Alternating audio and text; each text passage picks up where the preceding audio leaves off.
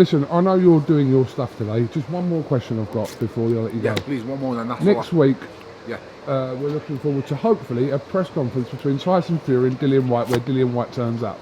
Right? We are hoping for that. What are you asking me for?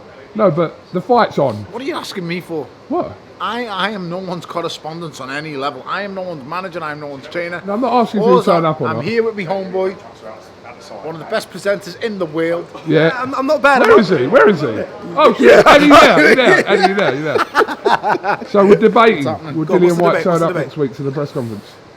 He's got to, innit? He's got to, surely. He's got to. I mean, should he? I think he should. He should. Are you debating Willie? Will he? Willie? I have no idea. What do you think of the fight, first of all? Because not really had your reaction to this.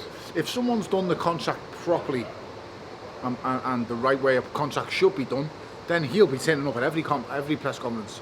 He'll be turning up at every media out thing that he needs to do to promote the fight. That's if the correct contract has been put in place. So expect to see Dillian there. Okay. If he's contractually been put in place, which I remember signing contracts for big fights, real big fights, and believe you me, I was told when I was going to sit down, I was told when I was allowed to talk. I didn't do a single thing he told me, but he did try and dictate when I was going to talk, when I was going to speak, when I was going to sit down, where I was going to be. He tried that, it didn't work. You're all right, mate. Well, lad. So yeah, it's Addy, where are you going, bro? Don't try to sneak away from me. What do you think of the actual fight? You're not getting out that easy.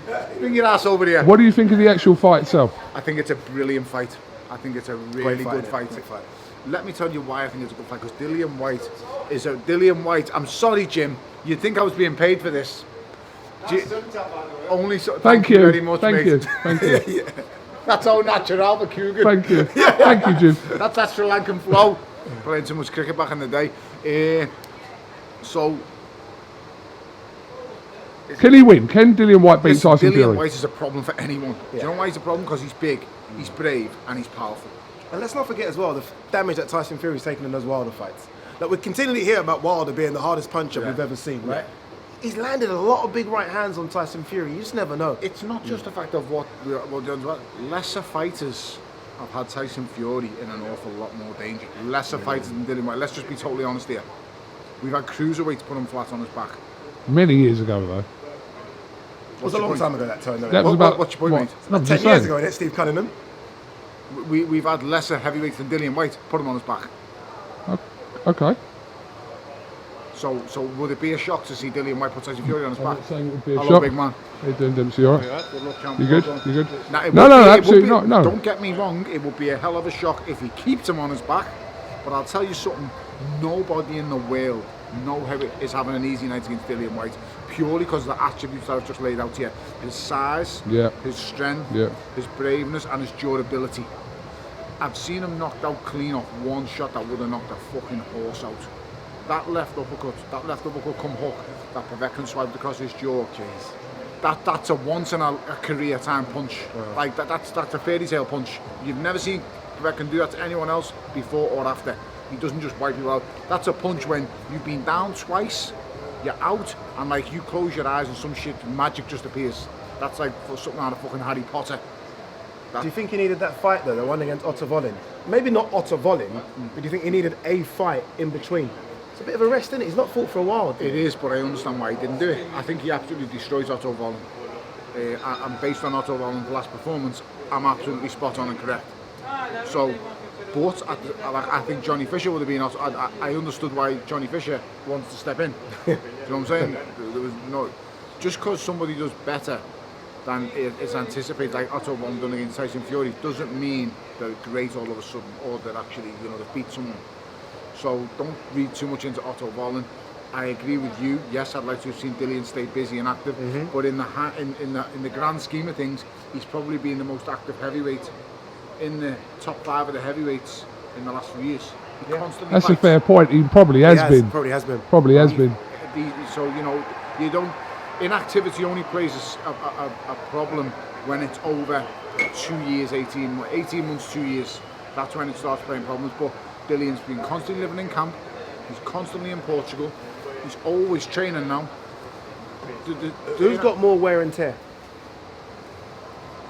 Good question, actually. More wear and tear. Good point.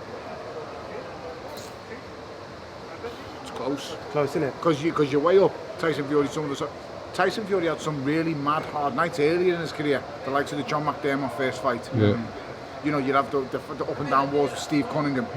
So then he travels past a bit.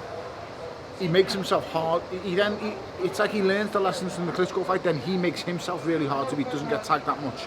I mean, he has the blowout and the. Do you know what? The destruction that Tyson Fury done to his own body. He's got more wear and tear on his body. But the ballooning up and down, Because of all the other stuff outside the lifestyle. ring. Yeah.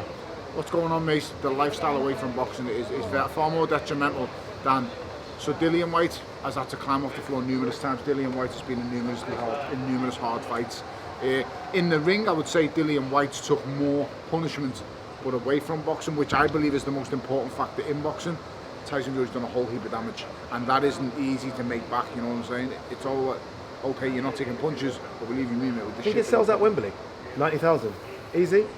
Not easy, but I think it does. It will get there. You'll get there. It'll get there. It does good numbers. Eventually, yeah. It does good numbers. I think it does 80,000. Does it only get there though if Dillian Whyte goes No, to the press doesn't matter. conference and sells it? No, you think? I think you will see a massive first week, huge show. I think you will get to 60, 70,000 in the first week, and then the rest will drib and drab.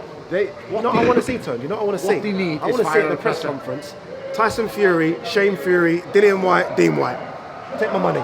That's what I want to see. But you need that then. You need to then like touch paper. They can't just turn up and just sit there because that's what I think Dillian may do. Is this a fair point? Dillian actually, his radio silence and possibly not selling up to the presser, he's actually selling the fight itself. In a weird way, isn't it? Because people are talking about, we're talking about that situation now. Yes, but like I've just said to you, if lawyers do the job, which they should do contractually, there's contractual obligations that you have to follow when you sign them. I've been there and I've done it, so I'm telling you now, he's turning up at that presser. But is he going to do a Deontay Wilder, turn up and not say anything? Could do. Headphones Could on, do. not talking. Could do, but then... That would even sell the fight even more. Is that his job to be there? What's that, Yeah. mate? You look well. I'm not saying anything in Me? terms of pro Eddie anymore. Are you imagine? I'll get You destroyed imagine? What have on you social done? media. Why have you shaved it off, mate? It's a shame. You look well. You look well. Shreds these days. See, he doesn't answer the phone to me.